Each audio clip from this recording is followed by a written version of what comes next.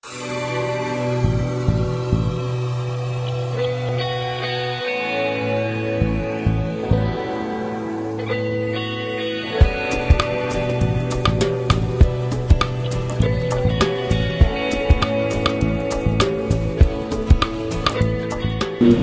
mais aussi Inactus en particulier. Sheridan s'excuse de ne pas être présent avec nous pour des raisons personnelles. Il m'a chargé de dire qu'il soutient toutes les activités d'Inactus et on va continuer à développer et je reviendrai là-dessus. Alors avant de commencer, je vais vous poser une question.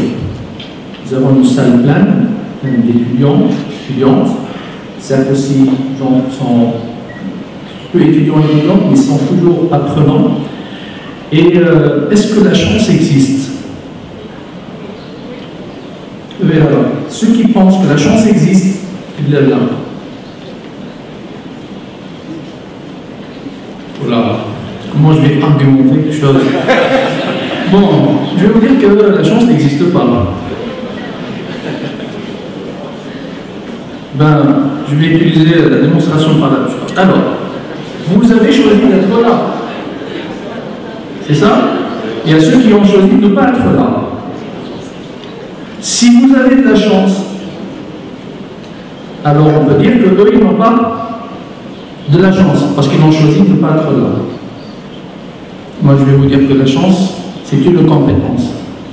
Et une compétence, ça se développe. Alors la chance est très liée à la notion d'opportunité. Et c'est quelque chose qu'on développe.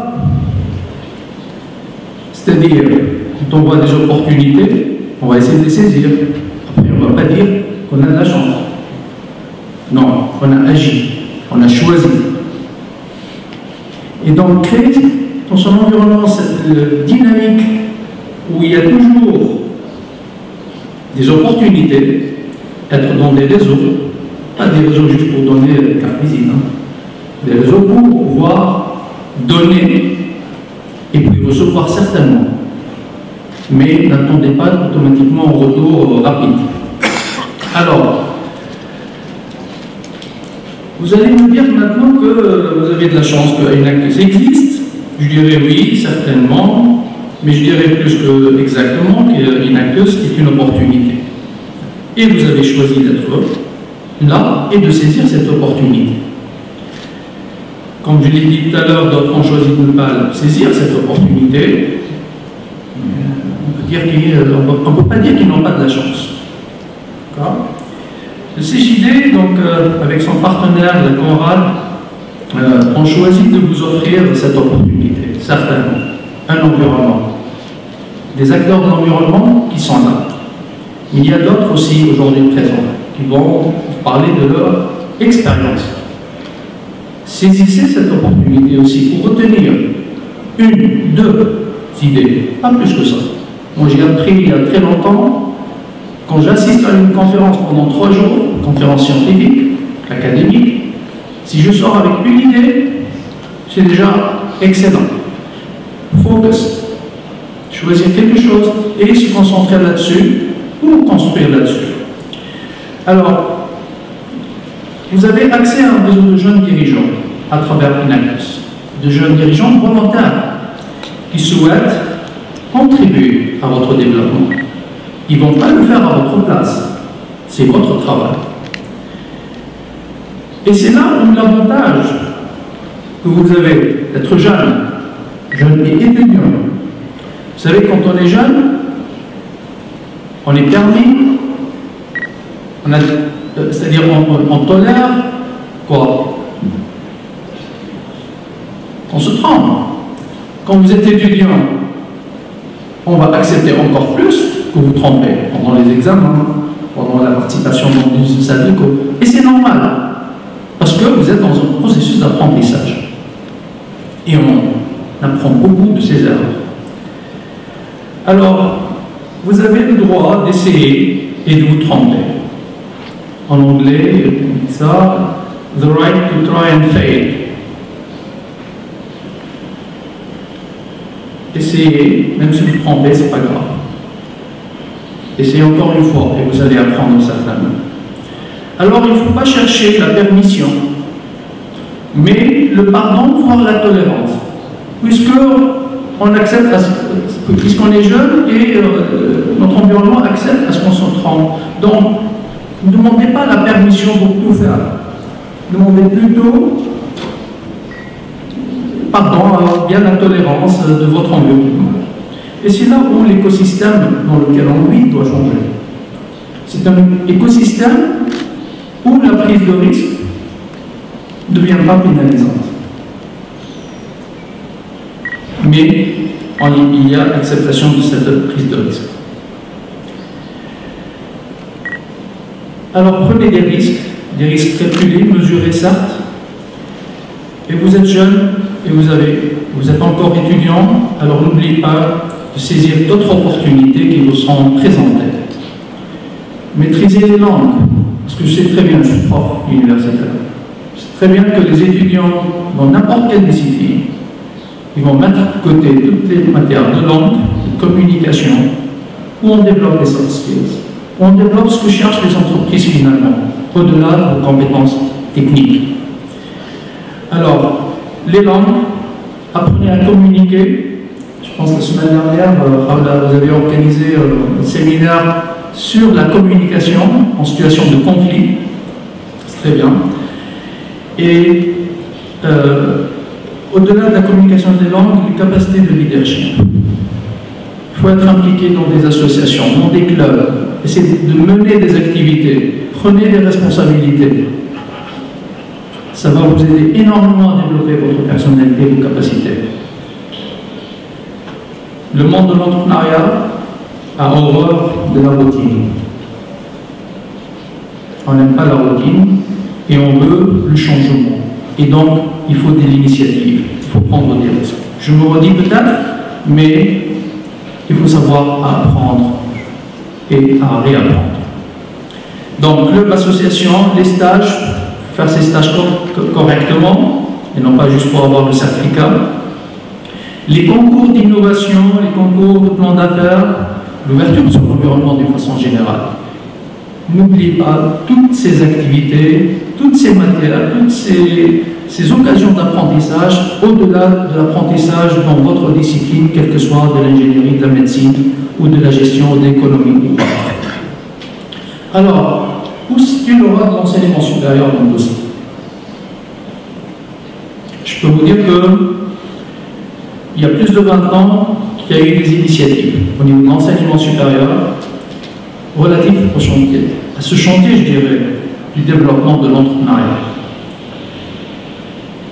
Mais c'est toujours en gestation. Certes, plusieurs initiatives ont été prises, mais le résultat est en deçà de nos attentes et de nos ambitions. J'étais à l'université de Sfax il y a quelques années et on avait mené une enquête auprès des jeunes pour savoir quelle est leur intention après l'obtention de leur diplôme de l'enseignement supérieur. On a trouvé que 3,99% uniquement avaient l'intention de créer leur entreprise. C'est dire tant mieux. Problème. C'est dit, tiens, on va faire la même enquête auprès des jeunes. Les moins jeunes, c'est-à-dire les jeunes, les élèves et les lycéens. Chez les élèves primaires, c'était 82%. Chez les lycéens, c'était autour de 70%. Donc certainement, notre système éducatif, il y est pour quelque chose, il y a une érosion. C'est-à-dire, graduellement, on va vers l'enseignement supérieur, on perd cet esprit d'initiative et de prise de risque. Donc comment peut-on corriger tout cela? Khaled a dit tout à l'heure, oui, il faut développer cette culture dès le jeune âge et à tous les niveaux du système éducatif, primaire, secondaire, aussi universitaire. En 2004, je suis tombé, puisque je suis dans le cabinet aujourd'hui du ministre, donc je suis tombé sur une circulaire datant de 2004, où on avait demandé à toutes les universités de commencer et de désigner des profs pour la formation des formateurs en entrepreneuriat, mais entrepreneuriat, création d'entreprise. En 2008, nouvelle circulaire, avec la nouvelle loi de l'enseignement supérieur, l'enseignement de l'entrepreneuriat ou de la culture entrepreneuriale est devenu obligatoire pour toutes les licences, quelle que soit la nature de la discipline. Donc la généralisation apprend. Résultat, encore une fois, en deçà de nos attentes. Pourquoi? Parce qu'on n'a pas les formateurs. On veut généraliser l'enseignement à des milliers d'étudiants sans formateur. On va attendre un résultat ainsi. Donc il y a un problème de formation de formateur, il y a un problème de pédagogie, parce que depuis quelques années je travaille avec l'Union européenne sur cette problématique, et ce n'est pas des cours d'entrepreneuriat qu'on assure. C'est l'enseignement de toutes les matières où on développe l'esprit entrepreneurial, l'esprit d'initiative, travailler sur des projets, sur le terrain.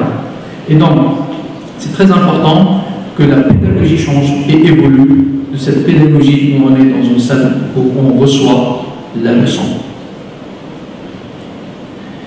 Il faut aussi laisser dans cette démarche-là le temps aux étudiants pour pouvoir explorer et adhérer à des clubs, organiser des événements, ainsi de suite. Je peux vous assurer qu'à HEC Carthage, là où je suis prof, il y a des étudiants que je ne vois plus. Ils sont toujours en activité. C'est pas bon non plus, parce que c'est évidemment l'autre extrême. Alors, c'est pour cette raison que dans le plan de la réforme de l'enseignement supérieur que nous avons développé, validé au niveau des structures du ministère et aussi des conseils des universités, et ce plan-là va être présenté pour un dialogue sociétal à partir de la fin de ce mois-ci, il y a début mai. Et dans ce plan-là, il y a tout un volet sur le développement de l'entrepreneuriat et de la culture entrepreneuriale. Et que ce soit l'apprentissage au niveau des différents modules, des différentes matières, la pédagogie, mais aussi la formation de formateurs, l'innovation, les activités hors formation formelle, comme les clubs, les juniors entreprises, et puis l'interaction avec le monde socio-économique et l'ouverture sur l'emploi. Certainement, ça fait des titres de chapitres, des slogans qu'on entend depuis des années. Mais là, on a des actions concrètes dans ce plan d'action, et j'espère qu'on va pouvoir arriver à les mettre en œuvre parce que ça implique beaucoup de changements. Aujourd'hui, nous n'avons plus le droit d'attendre et de ne pas agir. Ce n'est que l'expérience de terrain qui va nous montrer si nous sommes sur le bon chemin. Nous pouvons élaborer des idées, conceptualiser, mais il faut passer à l'acte, agir. Dans ce cadre, notre collaboration avec Enactus ne peut que se développer. Nous souhaitons que d'autres établissements universitaires adhèrent à ce programme, parce que je sais qu'il y a une réticence de la part de certains établissements. Et la réticence, ça vient d'où? Des premiers responsables. Je le dis, je représente le ministère aujourd'hui, mais je le dis, il y a des responsables qui sont encore réticents. Et donc, ça pose un vrai problème. Donc, là, nous comptons certes sur les responsables, on va essayer de sensibiliser davantage, avec Fort, on a travaillé sur certains établissements, mais on va continuer. Mais je compte surtout sur les étudiants de ces établissements. C'est à eux de forcer le destin aussi. Ils peuvent créer la différence. Je sais qu'il y a des étudiants qui sont présents ici aujourd'hui. Au départ, ils n'ont pas pu obtenir le plus de l'établissement pour venir. Mais ils ont fait le forcing et on peut le faire. Oui? Voilà. Voilà, je vous souhaite une bonne conférence. Essayez de saisir quelques idées clés pour vous, pour votre avenir. Ça va vous aider certainement.